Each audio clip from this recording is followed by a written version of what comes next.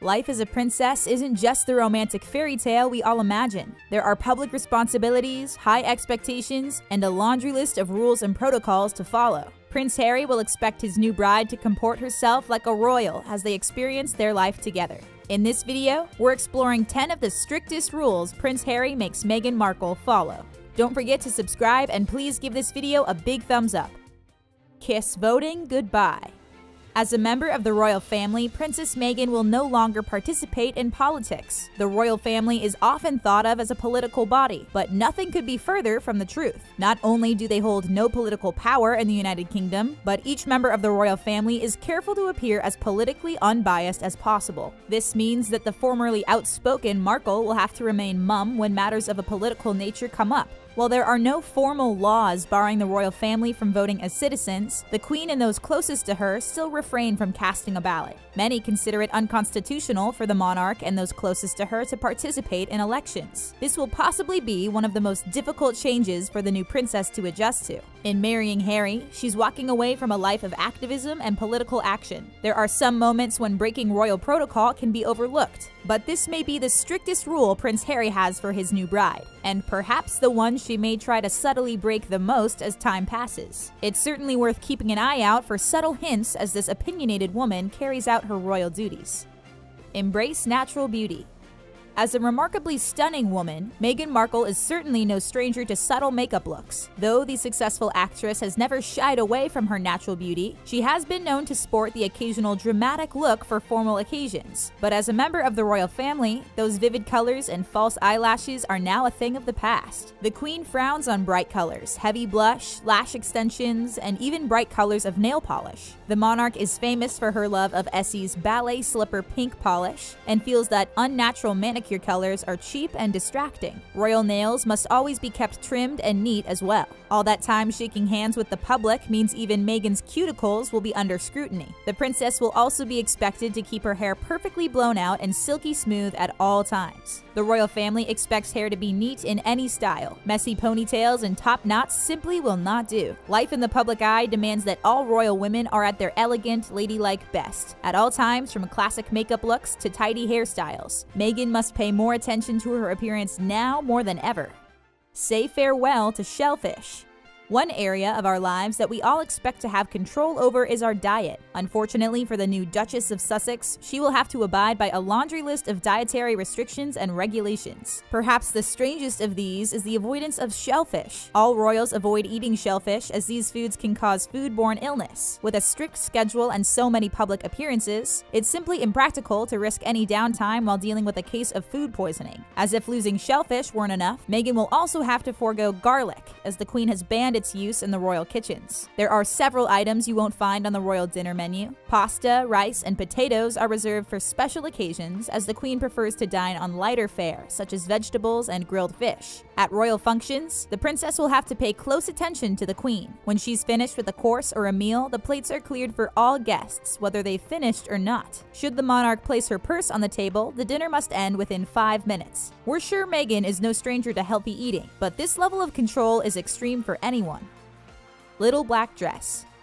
Members of the royal family spend a great deal of time traveling the world for humanitarian trips, public appearances, and business trips. As such, they all must have developed packing habits and routines that assure they can maintain their clean cut and elegant appearance for any occasion. There are many rules regarding what must be packed for an overseas royal journey. As the Duchess of Sussex, Meghan Markle must now include funeral attire to her travel must-haves, carrying a little black dress with her at all times. This rule was put in place by the royal family in 1952, while then Princess Elizabeth was traveling through Kenya. She sadly lost her father, King George VI. No one had packed mourning wear for the Queen, and there were photographers awaiting the landing of her plane upon her return. The Queen was photographed in inappropriate attire for the somber occasion. As a result of this unfortunate occurrence, all members of the royal family must travel with appropriate funeral attire in case one of their family members should pass away while they're abroad. This ensures that they will be appropriately dressed for the somber mood of the occasion upon their return. The little black dress is a staple in any woman's wardrobe. For Meghan Markle, it's now become an important traveling companion. Headwear. Not only are Meghan's hair, nails, and makeup highly regulated, but what goes on top of her head is as well. As Harry's wife, Meghan will be expected to sport a hat or fascinator to all daytime formal events. This rule is a holdover from when it was considered improper for women to show their hair in British society. Hats have been a royal staple since the 1950s. Queen Elizabeth is famous for her elegant and cheerful hat collection, and she often sets the standard for British hat fashion. Hats are not the only option for royal headwear. As a married woman in the royal family, Meghan Markle will be welcome to wear tiaras at formal and state events after 6 p.m. There was quite a lot of speculation as to which tiara Meghan would wear on her May 19th wedding day to Harry. While there are no formal rules regarding which tiara a bride may wear on her wedding day, there are certainly trends and conventions. Bridal tiaras within the royal family tend to be floral. From the moment Harry proposed, there were whispers that perhaps Meghan would wear the Spencer tiara worn by her late mother-in-law. The princess chose to borrow the Queen Mary's diamond bandeau to reflect her new royal status and marriage into the Windsor family, proving that the Duchess is already mindful of just how important her fashion choices now are. Hands off Harry.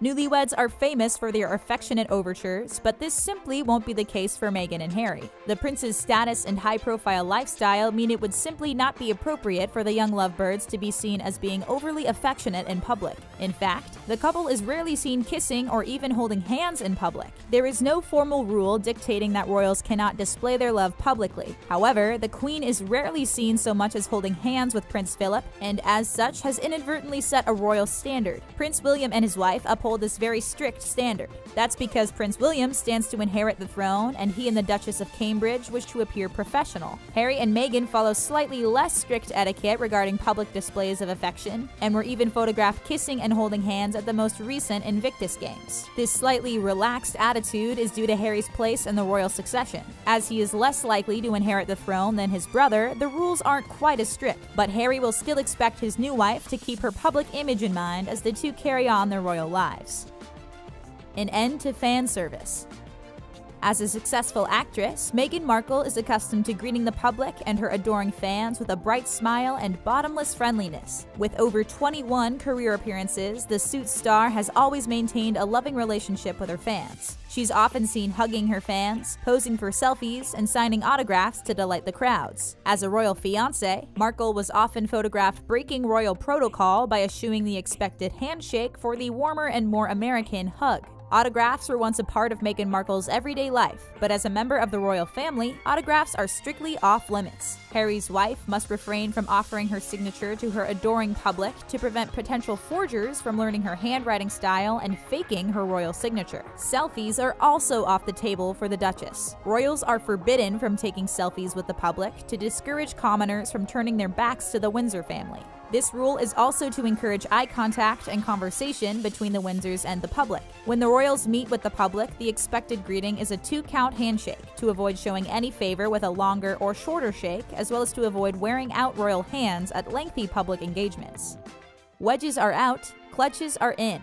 It's no secret that Harry's new bride loves shoes. A quick glance at her Instagram feed proves that the activist princess loves her footwear. Royal women are subject to several rules regarding the style of shoes they may wear. For example, Kate Middleton must travel with at least 2 pairs of beige heels. While beige heels are in, wedges are out. There is no formal rule regarding these comfortable shoes. However, Her Majesty the Queen strongly dislikes them, and the royal women have taken note. Shoes aren't the only accessory carefully controlled in the royal family. Handbags make an important statement too. While Meghan Markle was often seen carrying large, gorgeous bags and totes, royal women are encouraged to carry a dainty clutch at royal appearances. Not only do these diminutive bags fit the delicate and elegant look that the royal family promotes, but they also provide a polite excuse to avoid shaking hands with commoners. Princess Diana often held her clutch to her chest to protect her modesty when getting in and out of cars. Modesty is extremely important for a royal woman, and a well-placed clutch can prove indispensable. Accessories make or break an outfit, and within the royal family, they can make or break the rules as well. Keep your place in line. Meghan Markle's new family expects everyone to remember their place. Your position in succession to the throne determines a great deal in Windsor life. Your place in line to the throne determines how formal you must behave, how affectionate you can be to your spouse in public, and even where you can stand. The Queen always walks ahead of her family, with even Prince Philip keeping a few paces behind. Each family member follows behind in order of succession. These rules apply to everything from entering and leaving rooms to carefully orchestrated seating arrangements at dinner parties and events. Meghan will have to be mindful of her place in the royal order. While her husband's place in line for the throne allows for more freedom than Princess Kate, there are still a great many expectations of her behavior in public. As a formerly outspoken and independent woman, this public submission may be a big adjustment for the American princess. Meghan Markle may be the first in many hearts, but she's 8th in the royal processional. There are some royal rules which can be bent or even broken, but the order in which the royal family appears is a formality that must be observed. The Duchess slant. Crossing your legs is an obvious etiquette staple, but even this widespread convention is heavily policied in royal life. While many would choose to cross their legs at the knees, that simply would not do for Princess Meghan. Crossing your legs at the knees leaves too much room for immodest mishaps. With the paparazzi watching her every move as she makes constant exits from vehicles and spends hours seated at public engagements, Meghan must employ the now famous Duchess slant. This Windsor-preferred leg crossing technique employs the ankles rather than the knees as the primary point for crossing. The knees and legs are kept tightly together and slanted to the side, creating a flattering zigzag line for photographs and protecting your modesty. This pose was dubbed the Duchess slant by Beaumont etiquette after the Duchess of Cambridge, Kate Middleton. The delicate pose was also a favorite of the late Princess Diana. This pose is not only more modest than crossing at the knee, but when Princess Meghan is expected to be at her elegant best for an extended time, this pose is much easier on the body. It's been noted that Princess Meghan picked up royal etiquette very quickly, and the Duchess slant is one move she's mastered. Could you live up to the scrutiny of royal life? Tell us in the comments if you could abide by the royal rules. Don't forget to like this video and subscribe for more great content.